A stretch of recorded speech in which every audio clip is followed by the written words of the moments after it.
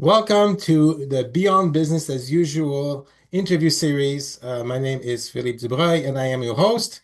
And today I have the pleasure of talking with Alexander Fletcher, who's the owner of Shaken and Stirred Hospitality. Now, I love the name, by the way.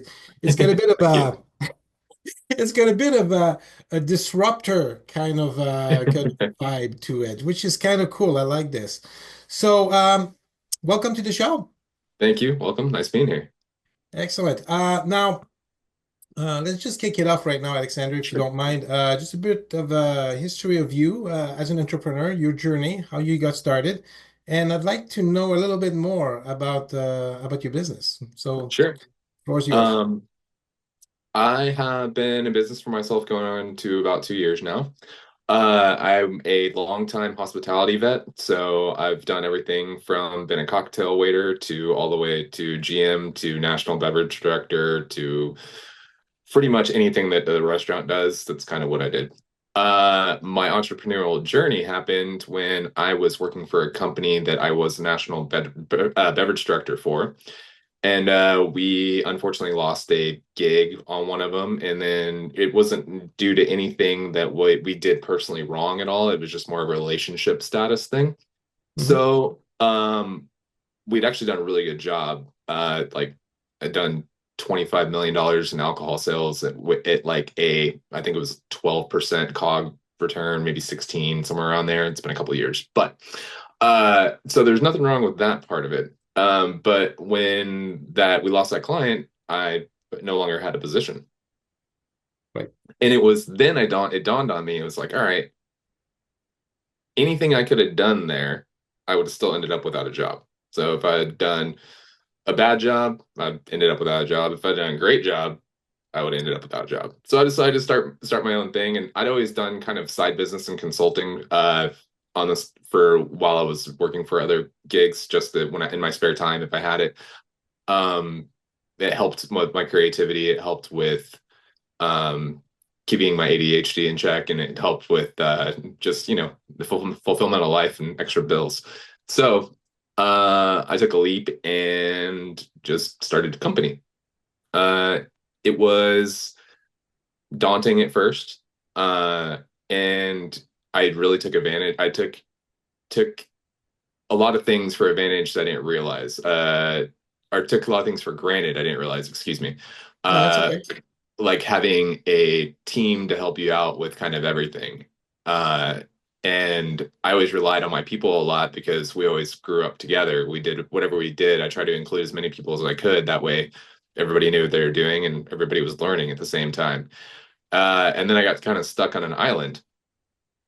So it really changed my perspective a lot, and just reminded me of how important a team is.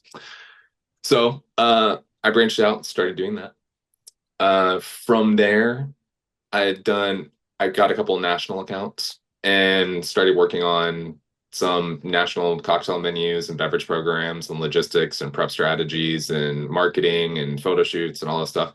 And I found a really good groove with it. I really enjoy it. I pivoted as well into sustainability. So right now, my main focus is helping restaurants achieve sustainable statuses behind their bars and kitchens and restaurants like and things of that nature. Um, yeah, but so far that's what I got. Cool. Well, this is great. So the catalyst for you, and it's interesting because I always see, with entrepreneurs, there's some time in their life that they go like, okay, that's it. Yeah. I'm taking control now, right? It's almost like, and there's various factors that triggers that, and I'm grateful you share that with us because it's one of those like, okay, I'm not gonna depend on somebody else for my Hmm. survival. I'm I'm taking charge now. And as you said, there's always a little bit of a challenge at the beginning to, find your way, but looks like you're finding your stride, and this is great. Now I'm looking at Shaken and Stirred Hospitality, and Sure. you offer quite a bit of a one-shop stop, if you will, for hospitality and restaurants and things like this. Do you mind like telling me a little bit about how you ended up developing that those services Yep. for your clients? Uh, there was I love knowing that your failures are what bring you knowledge, really. So what I tell people a lot of times when they're like, "Hey, how did you learn all this stuff?" or "Where did you get all this information?" or "Who trained you?" It's like I did by screwing something up.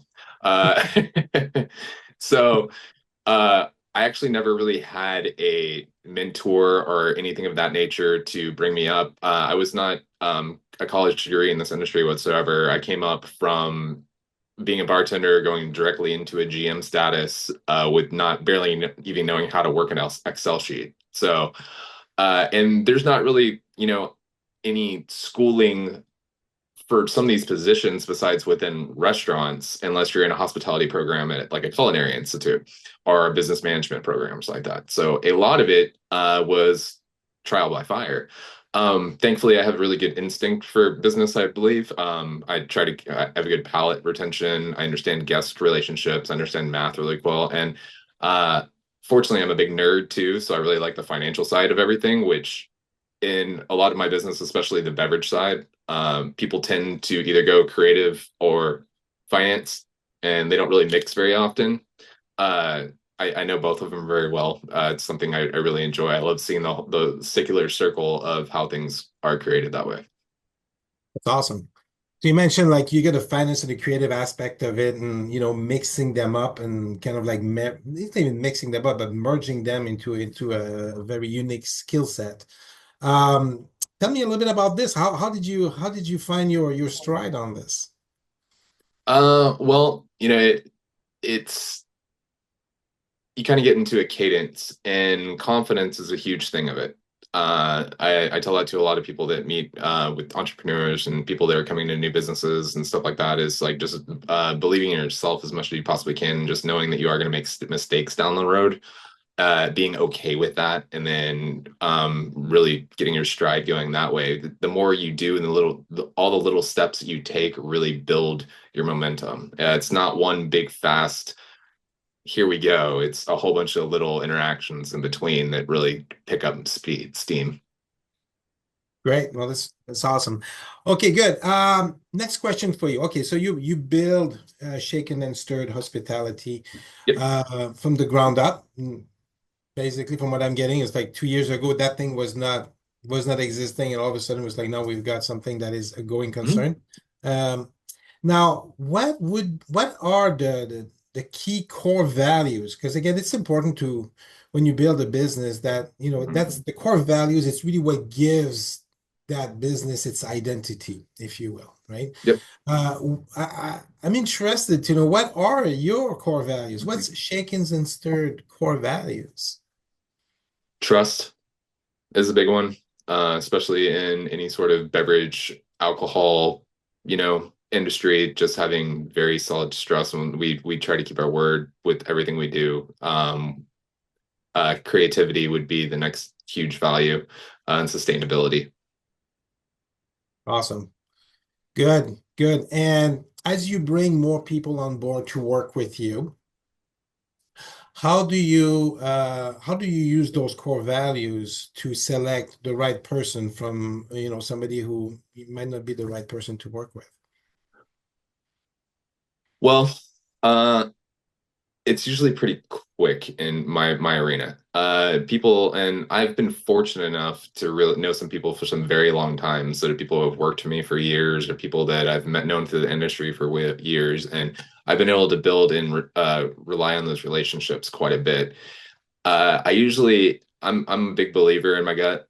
If I don't have a good reaction with somebody in interaction a few times, there's usually a problem there somewhere, and it's just better to part ways. Always give everybody a fair shot and make sure everything's thoroughly communicated, and you actually are able to help try to bridge that gap, but sometimes it just doesn't work. So I usually tell people I try to hire people I trust my kids with. I like that. Yeah. Yeah, you want to have the people that you can, again, trust is a big thing, like you mentioned, right? And I fully Yep. agree with you. I mean, if you can't trust as an executive, as a business owner, if you can't trust the people who you work with, What's the point? there's no future there. I mean, it's like No. it will come to an end. Absolutely. It has to be. Now you're in the hospitality business, obviously. What do you find are the main challenges that your clients are encountering? That's a broad question. Uh, Um, that's a broad question. There's a lot of stuff that happened in my industry because of COVID. mm, Uh, so I've found that, we lost, what, 30% of our industry during COVID. It was a big really, number. huh? Yeah, it was a That much? huge number. Wow. And COVID was a nightmare for everyone, but it sparked something else. Like the guests really changed a lot during that time. Uh, Palates change, interests change, how they like to go dine changed. It all kind of changed real quick. And then when COVID was lifted and people were like, "Oh, hey, you can go back out," and none of our restaurants had staff. Like it Oh, was, I'll tell you that a restaurant that I was running, we had about six people working. And the first month we did like 100 grand. I was like, okay. And then we hired some more people back on, and then we did 200 grand. And then we hired some more people, and then it was 400 grand. And then all of a sudden we were like 800 grand in like 4 months with hardly any staff. So what I'm getting to this though is everybody lost a lot of time, a lot of training, and a lot of just back to basics because a lot of the flood from COVID with such the low number of employees inflated some of the profits in a weird way, and things weren't paid attention to quite as much. So a lot of what I've been trying to do is kind of retrain a little bit and bring things back to basics and teach people the math and the costing and costing strategies and how to write a menu and the basics, like things you do to run a restaurant, because a lot of these people are now new restaurant owners that just never really had any good training behind them, and they have families and they have mortgages and everything else, so trying to seeing them fail is not fun. nice. And what's your approach? Okay, so you get a new client, right? Mhm. Run the approach to me. How do you work with them? I'm interested in Sure. that. I usually only get approached by business owners, which is good. But my approach is I'll go in and scope out, and they'll give me some concerns and stuff that they're looking for if they're trying to fix something, and they will just ask for my opinion. Generally, is what I ask. I usually do a free consultation. Maybe they'll buy my tab just to have dinner or whatever, and I'll go evaluate the restaurant a few times. I usually do about 10 visits within 2 weeks in different day parts, and just get a broad sense of everything that could be fixed within a restaurant. I write up a proposal of all the areas of concern and then give some very subtle solutions in a time frame, and then kind of work out a pricing strategy and just come to an agreement from there. So not every one of them is the same. I wish I could just say, "Oh, I need you to fix this, this, this, this," and like I almost put like something down on my website, like this is the services I offer, and you can click on them, and it costs this much, but it's all different. You can't. Yeah, you're working with the human element. You're working with business owners. You're working with landlords. You're working with all kinds of people. So you really need to just customize it and tailor it the best you can to the client to be the most efficient you can. That's great. So basically, you go and spend some time at the restaurant. You observe Mhm. what's Yeah, what's happening. yeah, you can't just assume, right? Like just assuming it's gonna get you in trouble real quick. And every restaurant's got a personality. It's a restaurant's kind of like an organism. It's got a lifeblood. Mhm. It's got nooks and crannies and things and personalities and all of that stuff that you need to like kind of take into consideration. Like it could be simple as like you're just not hiring the right people. Like your restaurant runs fine, but let's either retrain some people or maybe find some new ones, and that should take care of your problem. Or it could be something as complicated as, hey, your chef doesn't know how to cook. You know, You've seen that before? uh, Yes, unfortunately, with resumes, they do get inflated quite a bit. And with the rapidness of how information can spread and stuff, you can figure out how to kind of fake your way into a career a lot of times. But being a longtime industry vet, there's ways you can just kind of point those things out and be like, I don't think you know what you're talking about, man. I don't know if you know how to cook this thing. Okay, that's great. Okay, interesting. Okay, yeah, it's a little bit the same thing in IT or Okay, various other places. I could see that. Yeah, for sure. You got people that they put this thing on IT. It's like I've done this and I've done that, and then you go like, okay, now do. And it's like, okay. At this point, you almost have to get them to. Okay, I got a question for you. Do you actually, in the hiring process, do you? I know I'm just getting interested now. Do you actually get the person to cook a meal for you to see if they can do a good job? There's things. It depends on the level of hire. Okay. Okay. So for an hourly employee or something like that, I would not ask of that. I mean, generally, and a lot of times you'll find that back of the house employees who are the most important employees you possibly can, they've been around those cities quite a bit, so they all get kind of reputations of being good Mhm. at saute or being a really good egg guy or doing like that. And you start kind of seeing like a network of, oh, we should get this dude from here. We worked with him a couple years ago to come do this egg thing. So you get a repertoire of employees in your head of how you can build. And then with chefs, though, yes, there is chef tasting and there's mixologist tasting too, and bar manager Oh tastings, yeah, you in touch that. um, sommelier tastings. But um, the yeah, you give them a concept and give them what I generally do is try is like, this is my concept and this is what I'm looking for. Can you devise me a short menu and then cook me a couple of your highlights? Um, and try to pick out, see what they usually go for. A lot of times they'll try to pick the easiest thing on the menu, and you're like, okay, can we add a couple more things and just make it to where they're showing off all their skills because it's their menu. They should be really proud to produce it. Right. Nice, nice. Okay, this is great. I mean, it's an interesting viewpoint on hiring, which is different than other areas. I like to hear that. Okay, so now you've had your business for 2 years. It's growing. Hmm? You're expanding. You're growing. This is great. What are your, if you can give me two or three main takeaways since you've started? And tips you could give to somebody who's a startup, who's starting up on their entrepreneurial journey. What would be your main takeaways, Alexander? Uh, this is gonna sound like a strange one, but don't oversell yourself. Uh, I have found that it can put you in a position to where you're overly stressed out. You are trying to scramble to get everything done, and you're trying to make a good impression, but is it your best work if you're totally oversold? No. Um, uh, give yourself grace. So if you are screwing up something, or if you are working for yourself and you realize, oh, I can kind of take today off or this day off or whatever, it's okay. Just make sure that you're actually getting everything done and don't put yourself in a position to where you can't. And just go for it. That's the biggest one. The biggest thing hurdle that I have and still have to this day is so like just making that big first leap. The universe usually takes care of you, and you'll figure it out. The answers open up. Open up and go for it, right? Yeah. That's great. And also, I don't know if you agree with me, but be willing to make some mistakes. Oh yeah, 100%. Get your hands dirty, right? No analysis, no paralysis by analysis.